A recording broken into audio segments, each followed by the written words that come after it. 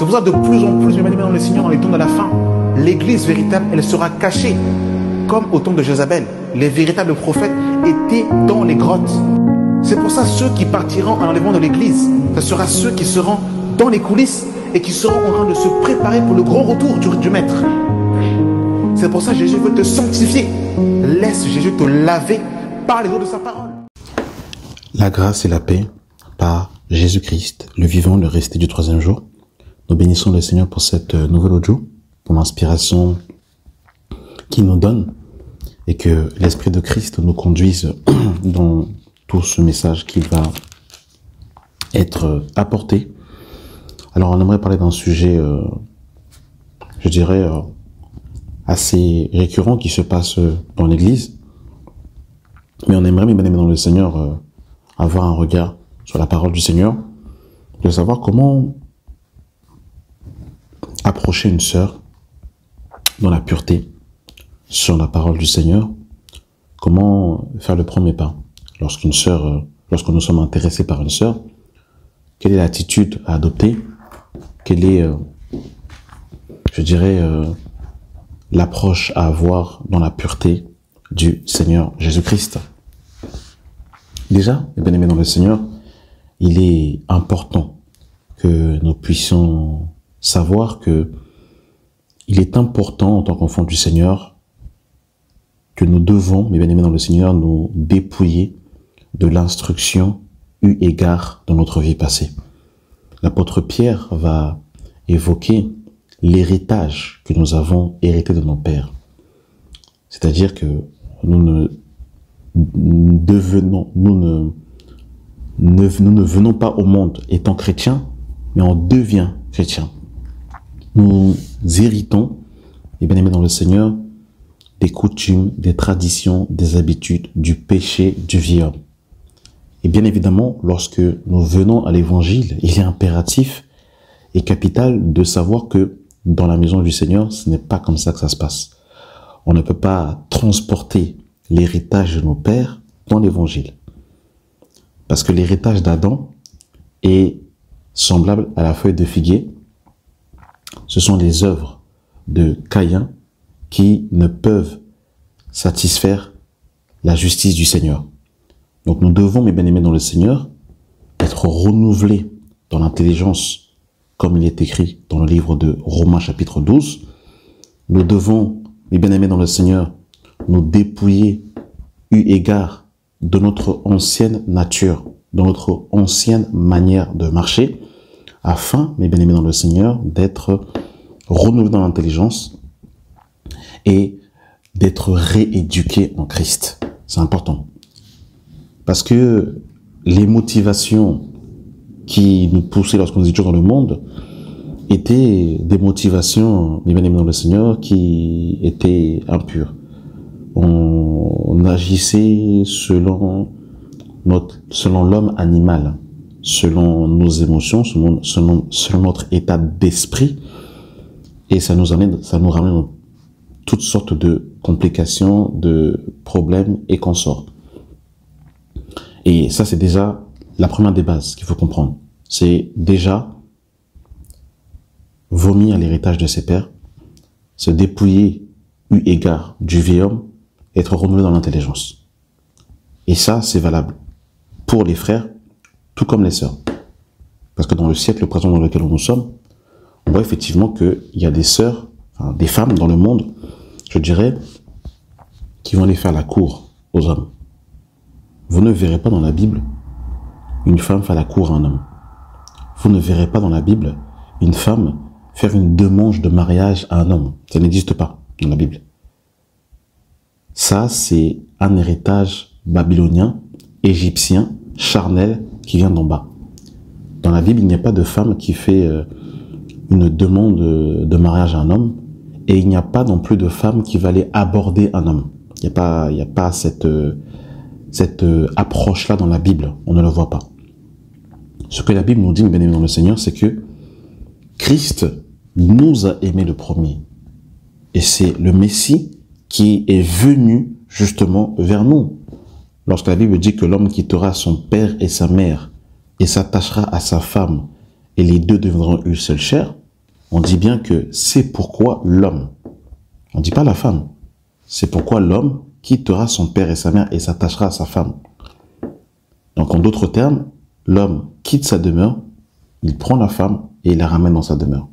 L'image de Jean 14, où le Seigneur dira, je m'en vais vous préparer une place, afin que là où j'y sois, vous aussi vous y soyez. Dans le modèle, bien évidemment, absolu. Après, il y a toujours des exceptions, mais dans le modèle absolu, c'est comme ça en tout cas, où que c'est censé se passer. Et mais bien évidemment, le Seigneur, on voit la notion que c'est l'homme qui va chercher la femme. C'est pas la femme qui va chercher l'homme. Ça, c'est vraiment un équilibre qu'il faut avoir dans le Seigneur.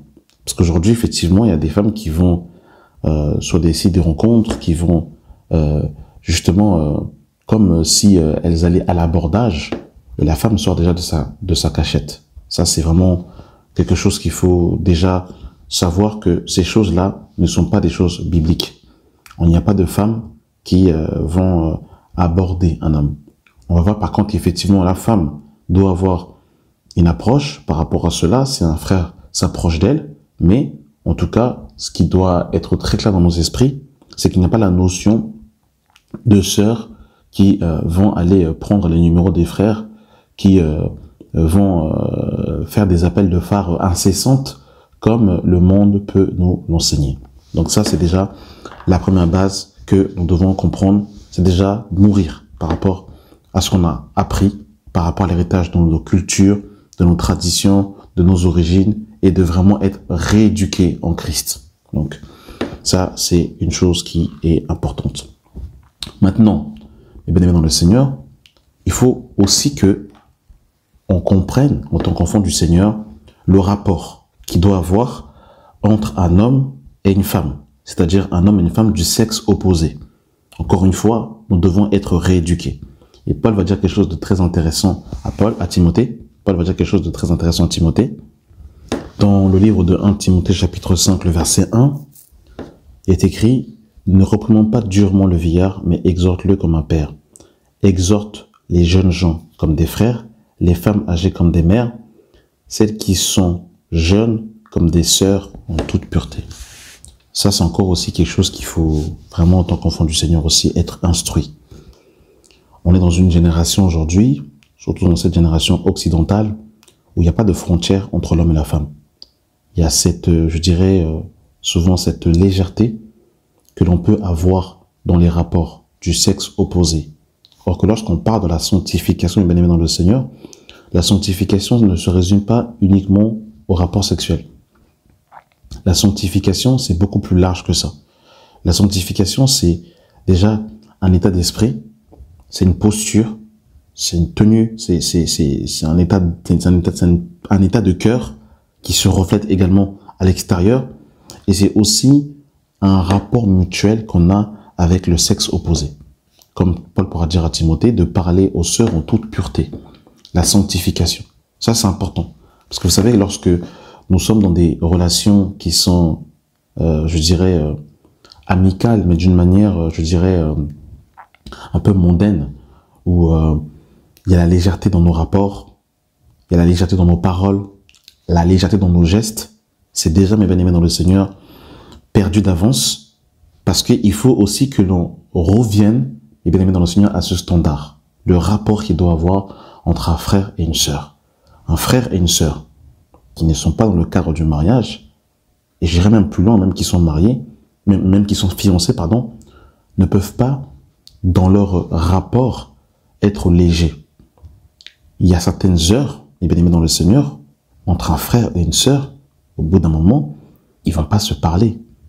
Je ne peux pas avoir une conversation avec une sœur dans un sens normal dans la vie de tous les jours. Je vais parler avec elle de 23h à 3h du matin, alors qu'on est juste frères et sœurs, il n'y a rien, il n'y a pas de projet, il n'y a rien. C'est pas pur. Il doit avoir justement, c'est tout ça la sanctification, la pureté. Est-ce que vous pouvez vous rendre compte, mes bien-aimés dans le Seigneur, que les apôtres vont être scandalisés que le Seigneur parlait à une femme dans le livre de Jean chapitre 4, à l'occurrence la femme samaritaine, il va parler avec elle en plein jour et en plus de ça, dehors. dans un espace public. Mais les apôtres étaient stupéfaits que le Seigneur parlait avec une femme dans un espace public. Parce que la notion, en plus c'était une Samaritaine, c'était même pas une Juive, mais ils étaient surpris qu'il parle avec une femme. Parce que déjà, au Moyen-Orient, le rapport homme-femme, il n'y avait pas ce rapport-là. D'ailleurs, même au niveau des synagogues, hein, il y avait, les femmes n'étaient pas mélangées avec les hommes. Il y avait cette séparation. Donc, les bien-aimés dans le Seigneur, ici, on voit que les apôtres vont être stupéfaits. Et c'est vrai qu'aujourd'hui, nous, encore une fois, l'Occident nous a tellement mis dans une sorte de légèreté, les uns à l'égard des autres, que on va des fois se permettre de se dire des choses par message qui sont très douteuses, très légères, qu'on va se dire. On va des fois complimenter une sœur qui n'est même pas notre fiancée, qui n'est pas notre femme. On va avoir des fois des compliments, on va des fois utiliser certains termes, certains mots qui ne sont pas appropriés et qui ne sont pas en adéquation avec la sainteté du Seigneur. Ça, c'est important de comprendre qu'entre un homme et une femme, qui sont simplement frères et sœurs, il y a une pureté à avoir. Et même quand nous sommes fiancés, le fait d'être fiancé ne légitime pas la légèreté que l'on peut avoir. Mon doudou, mon chéri, etc., etc. Mais en tant que quoi, vous n'êtes pas marié, il n'y a rien du tout, en fait. Donc, pourquoi est-ce que je dois avoir de tels mots? Parce que il faut savoir que tout commence par la semence. Hein. Avant de se déshabiller et de se retrouver nu dans un hôtel avec un homme ou une femme, tout commence par la parole. C'est-à-dire qu'on va d'abord prononcer des paroles, et ces paroles qui vont tomber dans le cœur vont produire et susciter des choses dans le corps, et qui vont par la suite nous amener à des choses compliquées. Donc voilà, la notion, bien aimé dans le Seigneur, de la sainteté dans les rapports. Déjà, si on comprend déjà que il faut déjà se dépouiller déjà de l'héritage qu'on a reçu de ses pères, de l'instruction nationaliste, de l'instruction de la culture, de la terre, toutes ces choses. Et si on comprend encore une fois qu'effectivement nous sommes enfants du Seigneur et que dans nos rapports, on doit avoir des rapports de sainteté, de pureté, ben effectivement déjà la donne est totalement différente. Et c'est pour cette raison que malheureusement des fois, ben comme l'approche est mauvaise, et le soubassement aussi est impur, souvent ce sont des relations des fois qui ne tiennent pas parce que déjà, ce préambule qu'on vient de présenter n'est même pas respecté déjà. Donc ça pose déjà un problème majeur. Donc maintenant qu'on a dit tout ça, qu'on a parlé effectivement de ce qu'on a pu hériter, qu'on a parlé aussi du rapport qu'on peut avoir les uns des autres, il y a encore une autre chose qu'on doit aussi mettre en évidence, c'est, je dirais, la patience. La patience, pourquoi? Parce que c'est important, avant là je parle à l'occurrence des frères, hein, parce qu'on a vu effectivement que ce n'est pas les sœurs qui vont aller aborder une sœur. Il y a déjà la notion de savoir qu'est-ce qui me plaît chez la sœur. Le fait qu'une sœur nous plaise physiquement n'est pas un péché. Pas du tout. On voit que Sarah était belle de figure, on voit Rebecca, on voit Rachel, on voit Esther. Il y a beaucoup de femmes dans la Bible où la Bible dit qu'elles étaient fort belles, elles étaient belles de taille et de figure.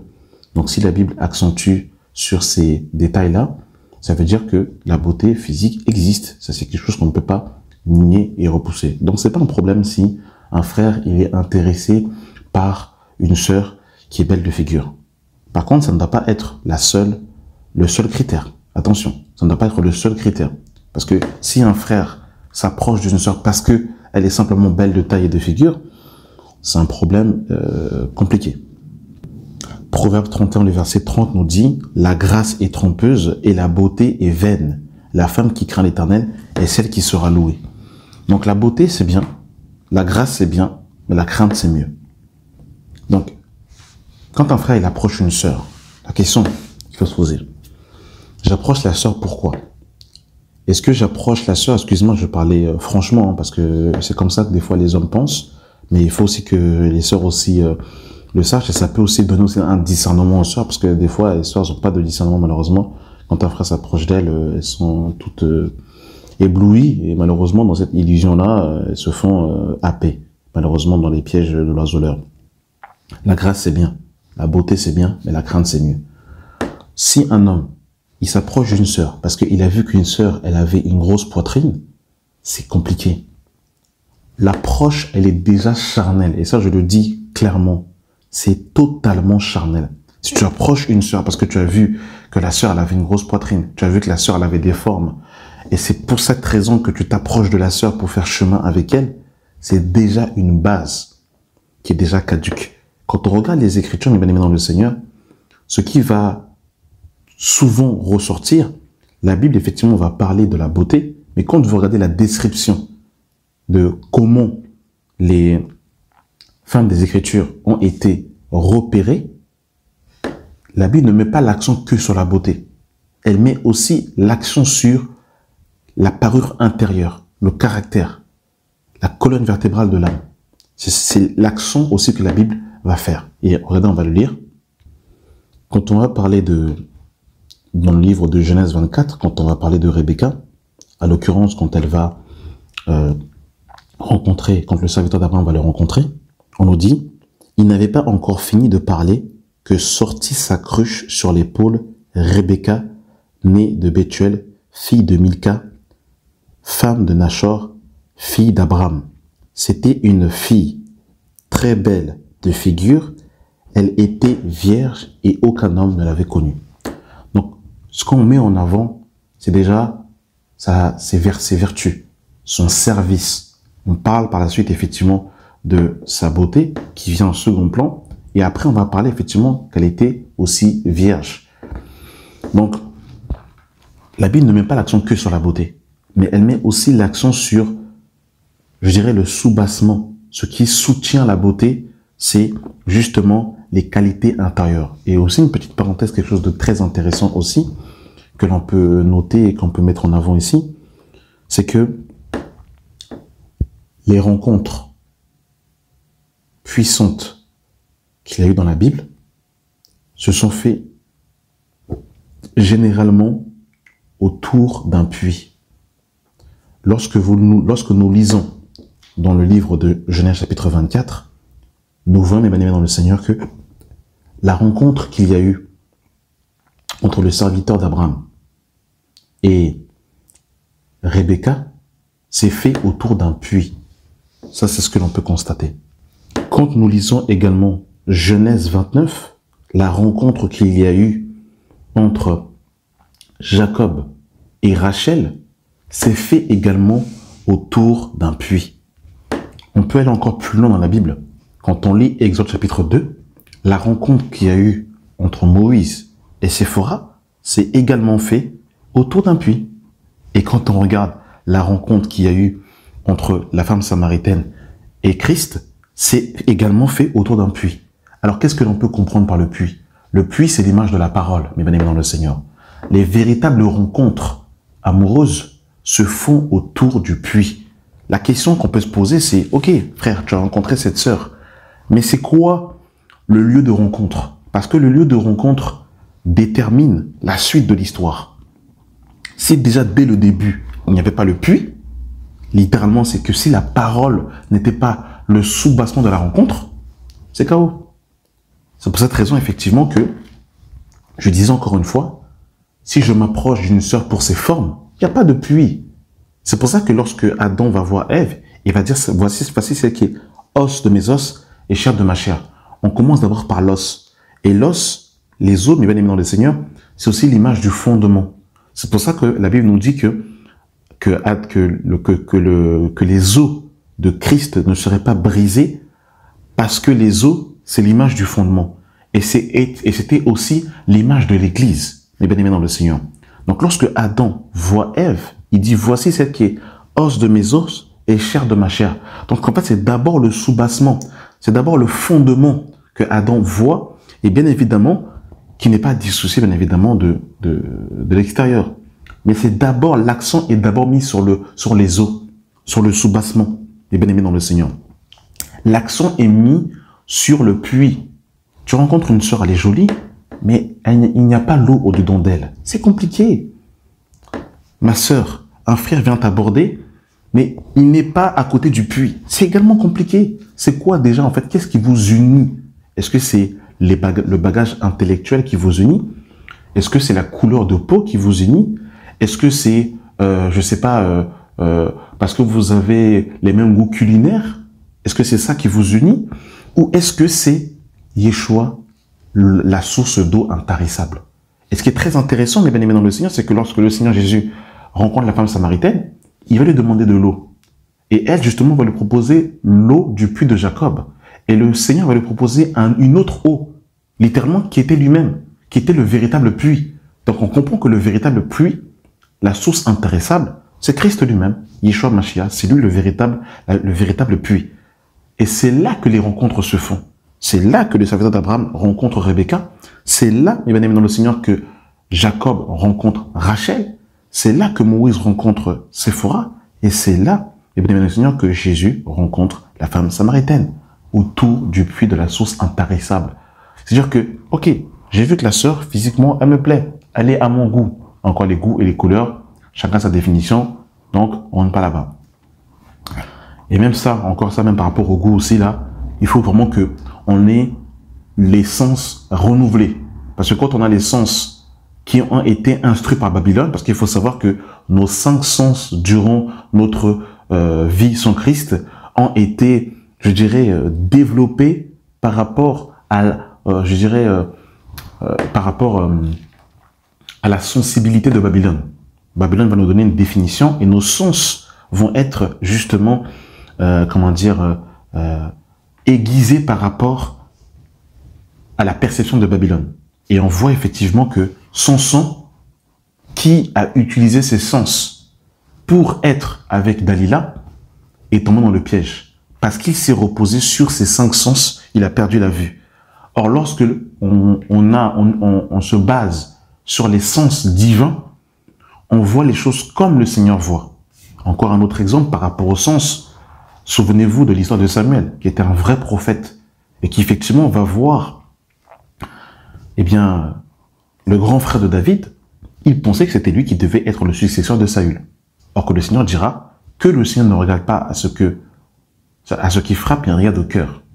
Donc, à l'occurrence, Samuel n'a pas regardé, n'a pas vu comme le Seigneur voyait à cet instant-là. Et souvent, effectivement, on peut approcher une sœur, pas avec le regard du Seigneur, mais avec les sens humains. Et les sens humains sont très trompeurs, malheureusement, parce que l'homme ne regarde pas par rapport au bout de son nez. Donc, on a vu, mes bien-aimés dans le Seigneur, que la beauté, la grâce, c'est bien, mais le soubassement doit être la crainte. Ça, c'est une chose qui doit être importante, mes bien-aimés dans le Seigneur. C'est la crainte du Seigneur qui doit pousser un frère à aller vers une sœur. Donc, du coup, eh bien, il y a maintenant cette approche-là qui se fait dans la pureté. Et c'est d'abord une sœur en Christ. C'est d'abord une sœur en Christ, voilà, qu'il faut considérer en toute pureté. Maintenant, lorsque ce frère approche cette sœur et qu'il discute avec elle, il doit aussi avoir le temps, il va aimer dans le Seigneur, de ne pas se précipiter. La précipitation est aussi un problème. C'est-à-dire qu'on a vu une sœur un jour, on se précipite directement pour aller lui faire une demande.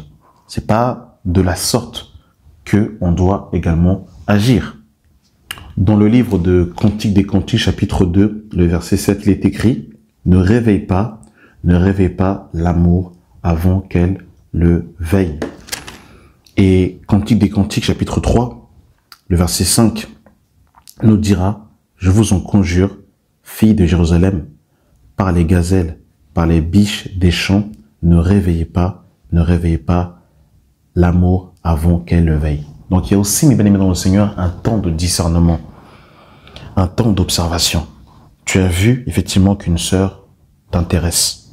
Déjà, il y a aussi une chose aussi qui est intéressante, et on verra une histoire, l'histoire de Boaz, parce que l'histoire de Boaz est quand même très intéressante. Vous inquiétez pas, on parlera aussi de l'attitude des sœurs, parce qu'on a vu effectivement que les sœurs ne devaient pas aborder un frère, et on verra effectivement comment les sœurs aussi doivent agir par rapport à cela. Quelle est leur attitude et leur posture à avoir. Et bien dans le Seigneur, on voit que le témoignage est important. C'est-à-dire que avant que j'approche une sœur, j'ai vu une sœur qui m'intéresse et qui me plaisait, je vais déjà aussi discerner on a parlé de Rebecca tout à l'heure.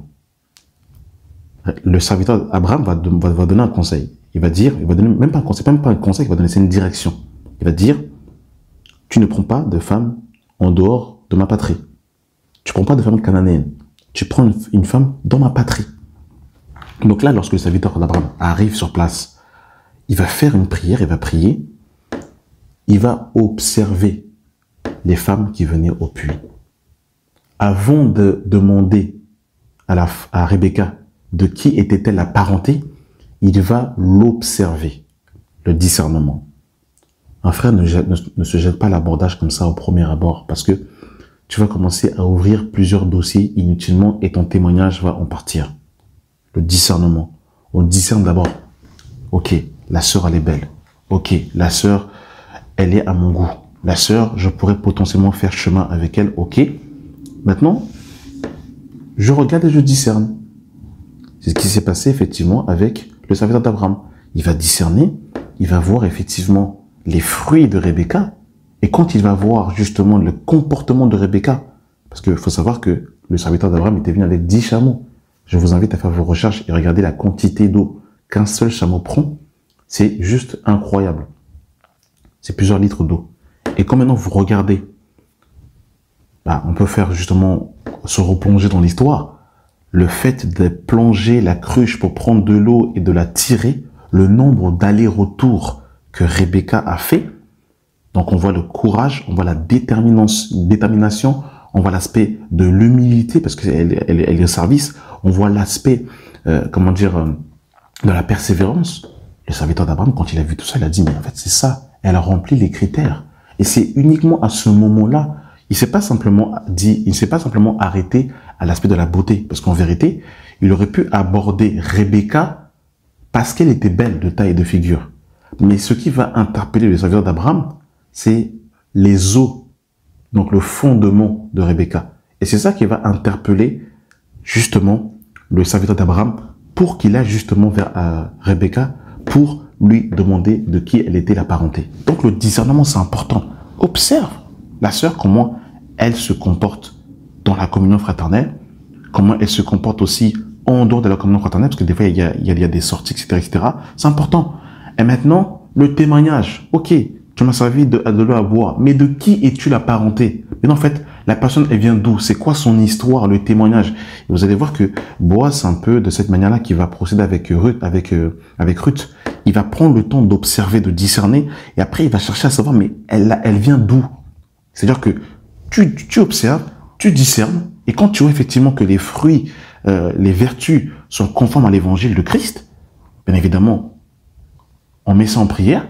Après, tu essaies de savoir un peu le témoignage. C'est-à-dire, en fait, en gros, de qui est-elle la parenté, à qui elle appartient.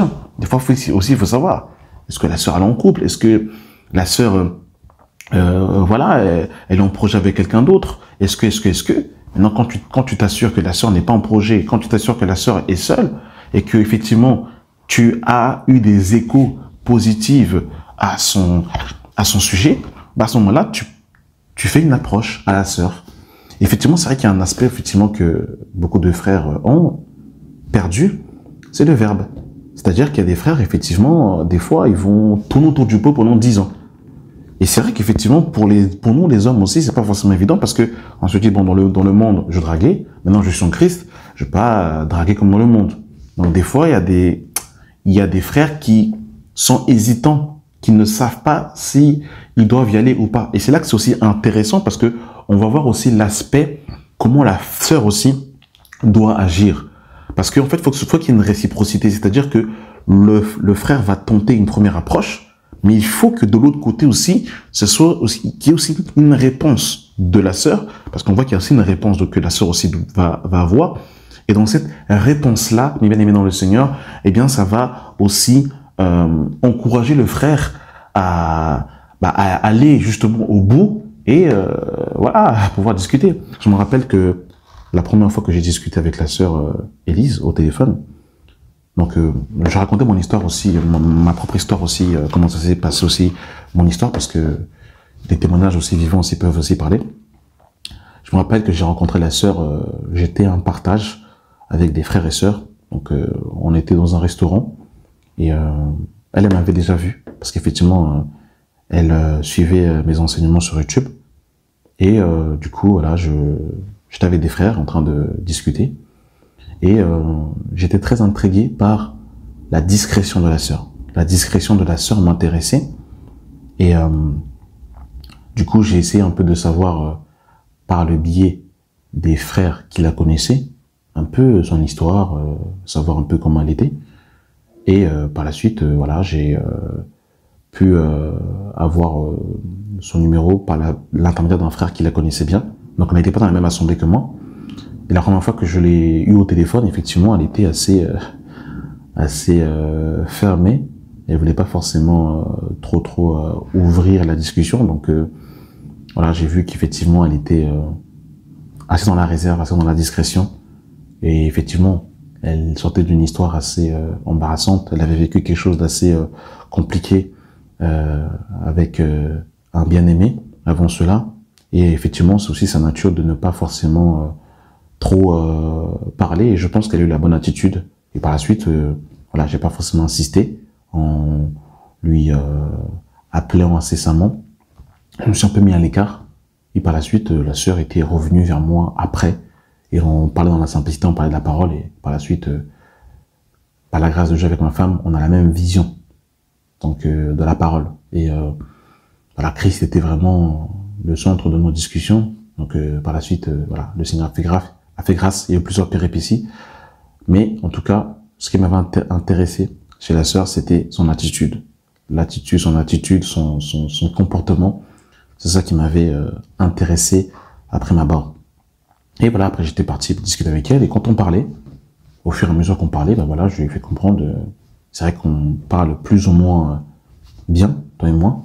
Et voilà, il faudrait qu'on puisse prier pour savoir qu'est-ce qu'est la volonté du Seigneur, parce que le Seigneur, en tout cas, n'est pas le Dieu du copinage. Le copinage, c'est pas de Dieu. On peut pas parler régulièrement à une sœur sans qu'il y ait de but. D'ailleurs, la Bible dit que le Seigneur a fait toutes choses pour un but, même le méchant pour jour du malheur. Donc, si le Seigneur a fait tout pour un but, on peut pas parler avec une sœur s'il n'y a pas de but. Ça ramène aux œuvres de la chair. Il faut qu'il y ait un but. Soit on parle, on a quelque chose de très clair à se dire, on parle et après c'est fini. On va pas parler à une sœur régulièrement, constamment, sans but, sans projet, sans quelque chose de concret et sans objectif. Ça, c'est vraiment la naïveté des fois que l'on peut avoir. Ah non, mais c'est un ami, ouais, mais il faut un but. S'il n'y a pas de but, ça sert à rien. Donc voilà un peu comment moi ça s'est passé. Et voilà par la suite. Et après bah voilà, aujourd'hui marié, 3 enfants, par la grâce du Seigneur. Aujourd'hui, elle m'accompagne dans l'œuvre du Seigneur. Mais en tout cas, je lui ai parlé français. J'ai pas passé par 1000 chemins quand j'ai vu que on commençait à parler régulièrement, qu'on s'envoyait des messages, que il y avait l'alchimie, qu'il y avait cette réciprocité. Bon, là, je lui ai dit, je n'ai pas dit Dieu m'a dit, parce que ça, c'est vraiment aussi le grand danger. Dieu m'a dit, oula, Dieu m'a dit, ok, Dieu m'a dit, mais qu'est-ce que toi tu penses, frère? C'est quoi, qu'est-ce qu'il y a dans ton cœur à toi? Vous avez vu, hein, Adam, ce que Adam a dit au Seigneur, oui, c'est la femme que tu m'as donnée, c'est ça. Dieu m'a dit, ok, mais le jour où ça n'ira pas, qu'est-ce que tu vas dire? Tu vas dire que c'est Dieu qui m'a dit d'être avec toi. Il faut que le frère dise ce qu'il a dans son cœur. Et maintenant, il faut qu'aussi la sœur aussi pèse aussi. Bah, qu'est-ce que le frère dit? C'est quoi ses motivations? Qu'est-ce qu'il dit? Est-ce que ce qu'il dit, ça a du poids? Est-ce que c'est concret? Est-ce que? Et voilà. Et c'est important aussi que la sœur aussi ait du discernement aussi quand un frère demande à la sœur de faire chemin avec ce dernier. Ok, le frère vient m'approcher, amen, gloire à Dieu. Mais celui qui est en train de m'approcher là va être mon berger. Il va être mon pasteur. C'est lui qui va me laver par les eaux de la parole. C'est lui qui sera mon autorité. C'est lui qui sera le gestionnaire de la maison. C'est lui qui va me conduire, me porter et qui va porter mes enfants. Est-ce que il peut me conduire par rapport, est-ce que il a cet amour de la parole de Dieu? Est-ce que il est assis? Est-ce qu'il est mature? Est-ce qu'il n'est pas éparpillé dans son âme? Est-ce que quel est son témoignage? La sœur aussi doit faire des investigations aussi de son côté, parce que sinon c'est compliqué. Un frère vient et te dit, ma sœur, je veux me mettre avec toi. Directement la sœur elle dit oui, et tu te retrouves lié par des paroles, et après tu te rends compte finalement que c'est pas ça, et après du coup tu enchaînes des histoires, tu perds du temps, tu perds de l'énergie, émotionnellement c'est compliqué, et après tu te retrouves dans des histoires, et après remonter la pente, c'est compliqué, quoi. Donc, faut pas se lier aussi par des paroles aussi. Ça, c'est aussi vraiment, en tout cas, c'est vraiment un conseil que je donne. Quand on est intéressé par quelqu'un, il faut pas se lier par des paroles, oui, je m'arrête avec toi, oui, etc. Quand vous dites ça, là, c'est compliqué. La Bible dit que c'est un piège pour l'homme que de prendre un engagement sacré à la légère et de ne réfléchir qu'après avoir fait un vœu. Tu dis à une sœur, je vais t'épouser, je vais rencontrer tes parents, ça rentre dans le cœur de la sœur. La sœur garde ces paroles-là comme étant une espérance, comme étant une promesse, et quelque part, la sœur, elle est verrouillée. C'est-à-dire que si un autre frère est intéressé par la sœur, à cause des paroles que le frère a dit, bah, la sœur, elle est verrouillée. Donc, on va pas lier une sœur par des paroles, alors que on parle tout simplement sur le coup de l'émotion ou de la beauté, mais qu'on n'a même pas en fait vu si la sœur elle a au-dedans d'elle l'eau de la parole, et si est-ce que le frère quand il vient aborder, est-ce que le frère là aussi il y a l'eau de la parole au-dedans de lui. Encore une fois, on revient au niveau du puits. C'est quoi en fait le source de la rencontre? La source de la rencontre, c'est quoi? Est-ce que c'est les formes? Est-ce que c'est la beauté physique? Est-ce que c'est, je dirais, l'éloquence? Est-ce que c'est l'argent? C'est quoi? Est-ce qu'il y a vraiment la parole? Parce que moi, je suis désolé, un frère, il vient de parler, il est beau, la sœur, elle est belle, vous vous entendez plutôt bien, ok, mais s'il n'y a pas l'eau de la parole, vous allez aller où? Et le Seigneur dira dans le livre de Jérémie, ce peuple a commis un double péché, ils m'ont abandonné, moi qui suis une source d'eau vive, pour se creuser des citernes crevassées qui ne retiennent pas l'eau. Donc des fois, tu es avec quelqu'un, tu prends la citerne avec toi, mais il n'y a même pas d'eau dedans. Ou sinon, c'est une citerne crevassée où l'eau tombe et au bout d'un moment, bah, c'est 1 an de mariage, et au bout de 1 an, 2 ans de mariage, c'est des divorces. Ou des fois, c'est encore pire. Il y a des personnes qui ne divorcent pas, mais ils sont déjà en instance de divorce à la maison. Et ils n'arrivent plus à se supporter parce qu'il n'y avait pas l'eau de la parole. La parole n'était pas le soubassement. C'est important qu'une sœur discerne. Est-ce que l'homme que je vais épouser, à qui je vais dire oui, est-ce qu'il aspire à aller m'abreuver et me laver avec l'eau de la parole? Rappelez-vous que Esther, avant de rencontrer le roi, elle s'est lavée pendant 1 an avant de rencontrer le roi. On va lire cela parce que je trouve ça intéressant.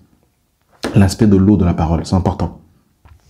Esther, chapitre 2, le verset 12. Chaque jeune fille allait à son tour vers le roi Assyrus, après avoir employé 12 mois à s'acquitter de ce qui était prescrit aux femmes.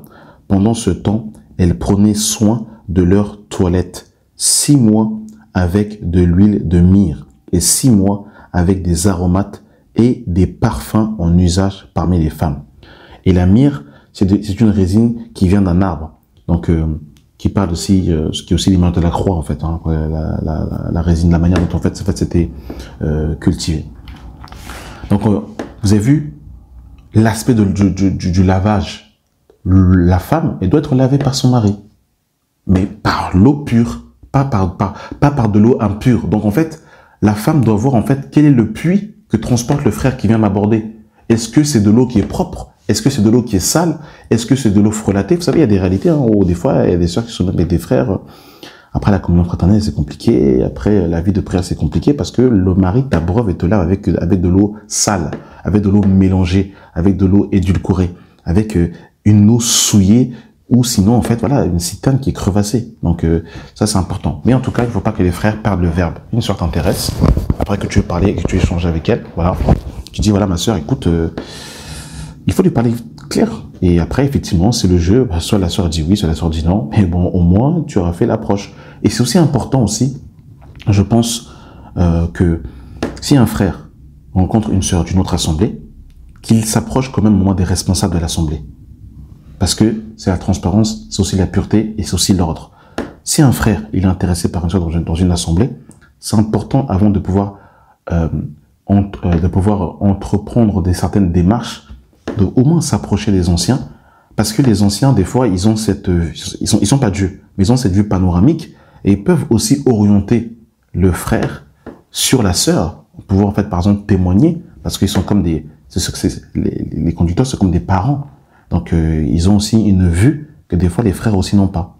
Et du coup, ça permet aussi que si demain l'histoire capote, que dès le début, il y a déjà eu effectivement cette ouverture où voilà le frère a dit et ça évite aussi toute ambiguïté, toute ambivalence parce que un frère, il fait sa démarche, peut-être de bon cœur, il va voir une sœur, la sœur a dit non, il va voir une deuxième sœur, la deuxième sœur dit non, il va voir une troisième sœur, la troisième sœur dit non.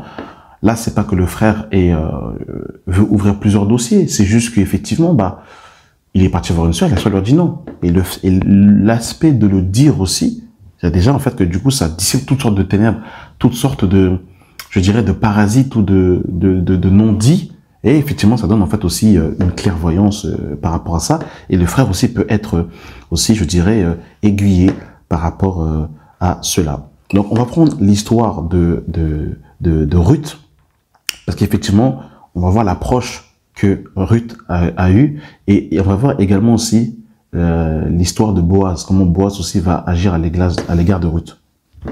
Pour la petite anecdote, on voit, mes bien-aimés dans le Seigneur, que Ruth avait au-dedans d'elle reçu le puits, parce que Ruth était moabite, c'était une femme étrangère, mais elle a totalement adhéré au Dieu de Naomi, sa belle-mère.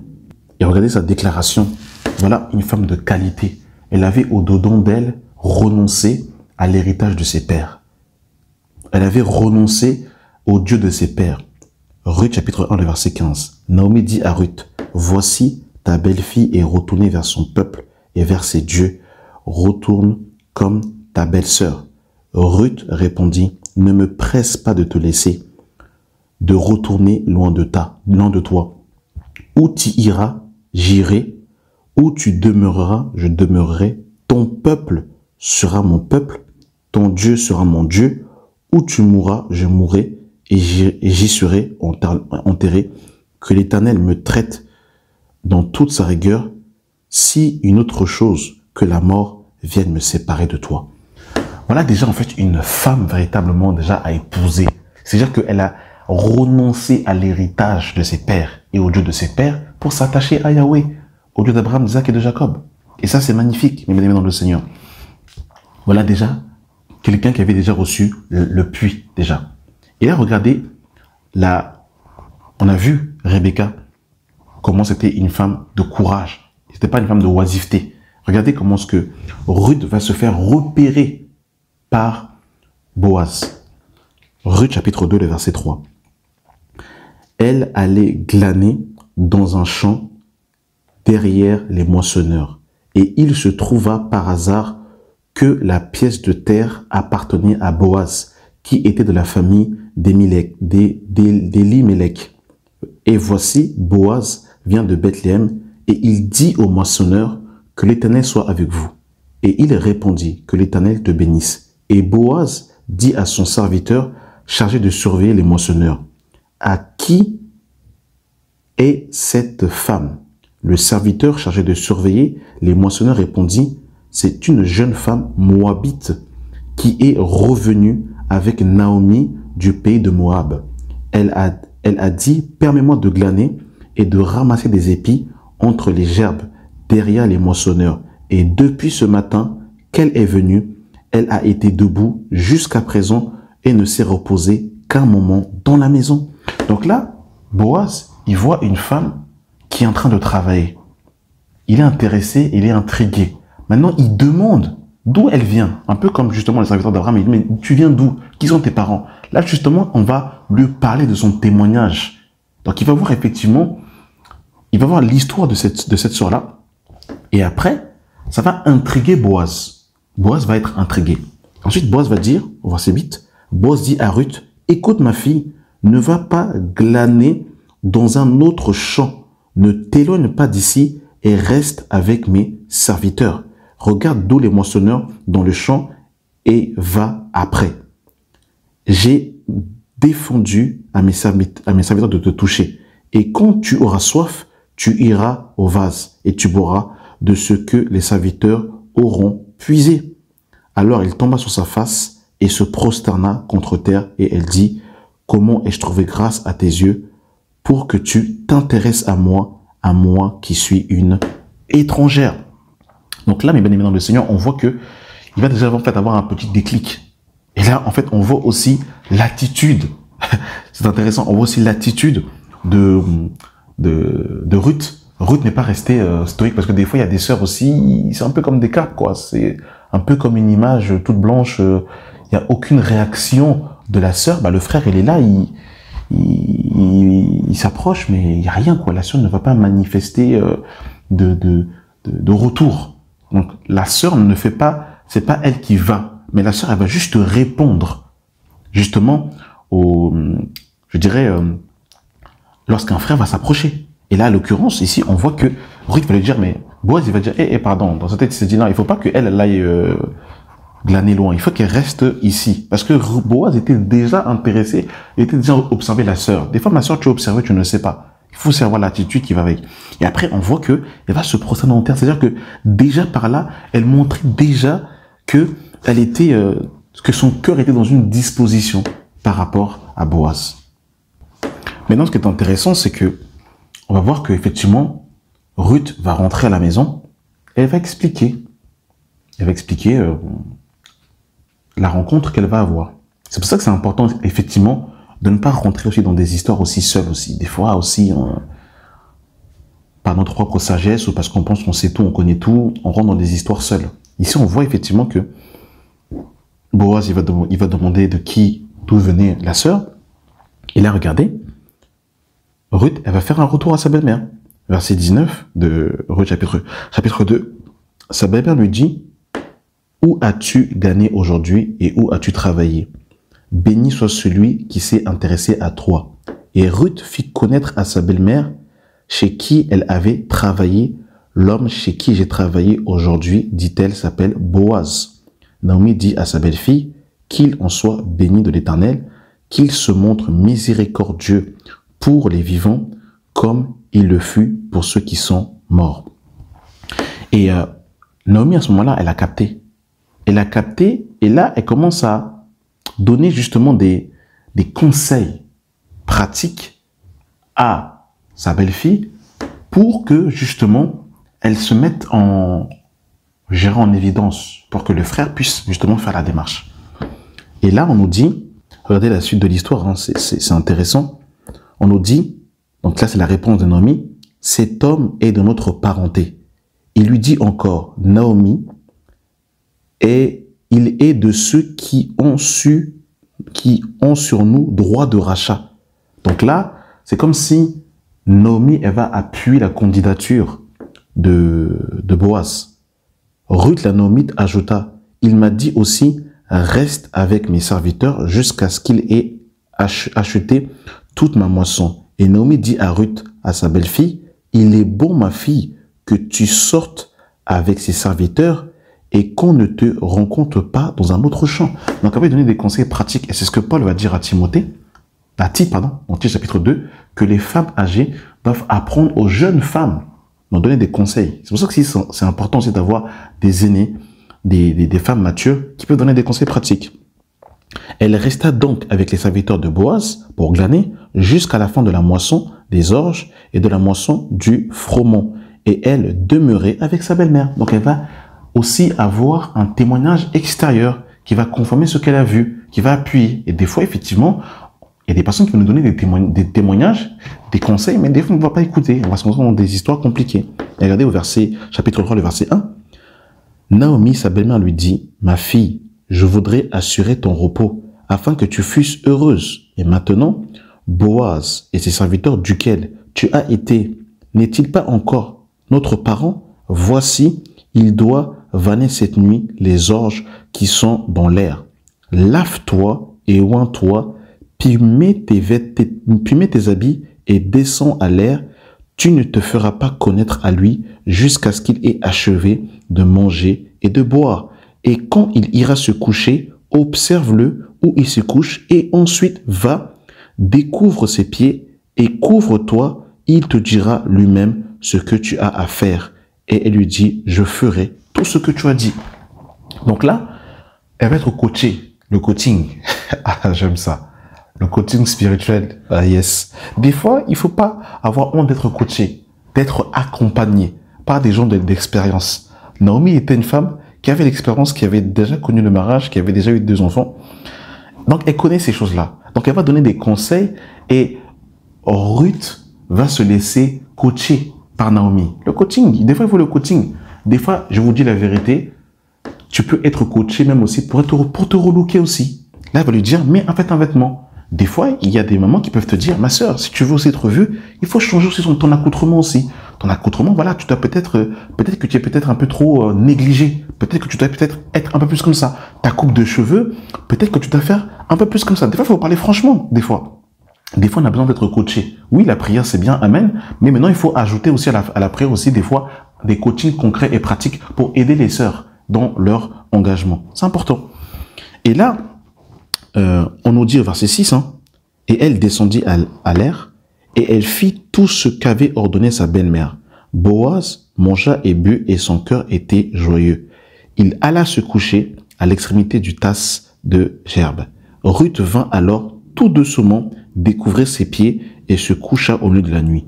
Cet homme eut une frayeur et se pencha, et voici une femme était couchée à ses pieds. Il dit, « Qui es-tu » Elle répondit, « Je suis Ruth, ta servante, étends ton aile sur ta servante, car tu as le droit de rachat. » Et il dit, « Sois bénie de l'Éternel, ma fille, ce dernier traite témoignage encore plus de ta faveur que la première, car tu n'as pas recherché des jeunes gens pauvres ou riches. Maintenant, ma fille, ne crains pas, je ferai pour toi tout ce que tu diras, car toutes les portes de mon peuple, c'est que tu es une femme vertueuse. C'est que tu es une femme vertueuse. » Donc là, ce que l'on peut voir aussi par rapport aussi à la sœur, quand on voit l'image de Adam, lorsque Adam voit Ève, il va dire, voici celle qui est os de mes os et chair de ma chair. Ève va garder le silence. Le fait qu'elle garde le silence, c'est le fait qu'elle a approuvé. Et il y a même un passage dans le livre de Nombre qui dira que lorsqu'une fille fera un vœu, si son père ne dit rien, c'est que le père est d'accord avec le vœu. Donc le silence de Ève attestait qu'elle acceptait, qu'elle était d'accord avec ce que Adam va dire. Et d'ailleurs même en Israël, la Bible nous dit que si un homme violentait une femme, cette femme devait crier. Si on lui faisait violence, elle devait crier. Et si elle ne criait pas et qu'elle gardait le silence, c'est qu'elle était d'accord. Donc le fait de garder le silence, c'était l'aspect que Ève était d'accord avec ce que Adam disait. Ça, c'est le premier point. Le deuxième point que l'on peut voir aussi avec Rebecca, il y a quelque chose de très intéressant. Genèse 24, le verset 62. Cependant, Isaac était revenu du puits. C'est intéressant, il était revenu du puits de Lachaï-Roé. Et il habitait dans le pays du Médi. Un soir qu'Isaac était sorti pour méditer dans les champs, il leva les yeux et regardait, et voici des chameaux arrivaient. Rebecca leva aussi les yeux et vit Isaac et descendit de son chameau. Donc en fait, dès qu'elle voit Isaac, elle descend de son chameau. C'est déjà l'image de, elle ne se met pas au-dessus de Isaac, mais elle se met d'égal à égal avec lui, pas un esprit de supériorité. Donc vous avez déjà l'attitude déjà, c'est super important. C'est pour ça que quand on parle de la posture de la femme, c'est super important. Il y a des petits détails comme ça, mais qui en disent long. Elle dit au serviteur, « Qui est cet homme qui vient dans les champs à notre rencontre ?» Et le serviteur répondit, « C'est mon Seigneur. » Écoutez, hein, alors elle prit son voile et se couvrit. Donc en fait, le fait qu'elle prenne son voile et qu'elle se couvre, c'est une attitude où elle était déjà dans cette attitude de soumission à l'égard de, effectivement, Isaac. Et c'est intéressant parce que, vous savez, des fois, quand on parle du voile dans 1 Corinthiens chapitre 11, les gens parlent en fait du contexte, mais on voit que le voile n'a pas commencé dans 1 Corinthiens 11. Il y a déjà des traces du voile dans l'Ancienne Alliance. Et ça, c'est vraiment important de comprendre cela, mes bien-aimés, dans le Seigneur. Vous avez l'attitude qu'elle va avoir, qui va être aussi très intéressante. Pareil, quand on va voir aussi, quand vous regardez l'attitude qu'on a vue par rapport en fait à Séphora, quand Moïse se présente à elle, regardez l'attitude que Séphora est là, elle est aussi enclin. Elle va parler de Moïse à Jéthro, son père, parce qu'elle avait déjà cette attitude d'ouverture. Des fois, il y a des frères qui s'intéressent à des sœurs. La sœur, elle est comme une carpe, elle est comme une image toute, comme une statue. Il n'y a pas de réaction. Effectivement, ma sœur, si tu n'as pas de réaction, un frère, il s'approche de toi, à un moment donné, il faut discerner. Si le frère, il s'approche de toi Et salut ma sœur, oui, ok, d'accord. Oui, mais à un moment donné, s'il n'y a pas de réciprocité, il peut pas aussi, à un moment donné, le frère ne peut pas aller plus loin. Si la porte n'est pas ouverte, il peut pas rentrer. C'est pour ça que le Seigneur dit, je me tiens à la porte et je frappe. Si quelqu'un entend ma voix et ouvre, j'entrerai chez lui. Mais il faut quand même que la personne ouvre. Si la porte n'est pas ouverte, le Seigneur ne peut pas rentrer. Donc il faut que ce soit aussi, faut qu'il y ait aussi une réciprocité. C'est important. Rachel, pareil, quand elle voit justement Jacob, elle va courir près de Laban, son père, et dire à Laban, voilà, il y a celui qui est des nôtres. On voit que le cœur de Rebecca était déjà aussi enclin. Et là, ce qui est très intéressant, c'est qu'on voit que Ruth, elle avait cette attitude. En fait, et on voit qu'elle va se mettre, elle va découvrir ses pieds. Et le fait qu'elle se mette en dessous de ses pieds, c'était l'image de la soumission. Elle était dans cette posture où elle acceptait de se mettre sous le joug de Boaz. Et ça, c'est super important, mes bien-aimés dans le Seigneur. Et je pense qu'il y a plusieurs histoires. On a pris quelques histoires ici, mais je pense que tout ça qu'on vient de partager ici peut nous permettre déjà de pouvoir déterminer comment une rencontre peut se faire. Et une fois qu'effectivement le frère et la sœur se sont dit les choses, on met ça en prière. Et surtout, quand on a mis ça en prière, on va pas tout de suite l'exposer partout. Parce que c'est important déjà de bâtir déjà une relation. Bien évidemment, les serviteurs de l'Assemblée doivent être au courant pour pouvoir accompagner dans la prière, orienter. Et des gens aussi matures, mais d'aller le crier sur tous les toits, alors que ça fait que 2 semaines, 3 semaines que tu es dans une histoire, c'est pas bon de faire ces choses-là. C'est exposer une histoire qui vient de commencer, et ça peut faire des problèmes inutiles. Donc, à l'aspect de la prière, bien dans le Seigneur, et par la suite, effectivement, eh bien, une fois qu'on a remis entre les mains du Seigneur et que le Seigneur a confirmé, à partir de ce moment, au bout d'un moment, effectivement, il faut aussi le dire. Pourquoi il faut aussi le dire? Parce que ça va éviter que des frères s'intéressent à la sœur, et ça peut aussi intéresser à ce qu'une sœur ait des vues sur un frère. Donc, au bout d'un moment aussi, pour se garder, il faut aussi à un moment donné, au temps du Seigneur, le dire aussi. Et ça va permettre aussi, voilà, de verrouiller. C'est que la sœur, elle est prise. Je veux pas faire une tentative auprès de la sœur parce que il y a déjà un frère qui a déjà entamé une démarche et qui est déjà en projet avec la sœur. Donc, voilà, mes bien-aimés dans le Seigneur, on a passé quasiment 1 heure en tout cas de partage. J'espère en tout cas que, voilà, au travers, voilà, ce temps d'édification, que ça peut aider les uns et les autres à pouvoir, voilà, entrer dans les projets du mariage.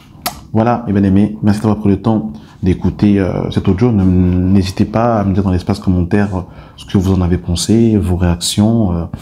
Voilà, que la grâce et la paix soient avec vous en nom de notre Seigneur et Sauveur Jésus-Christ. Amen.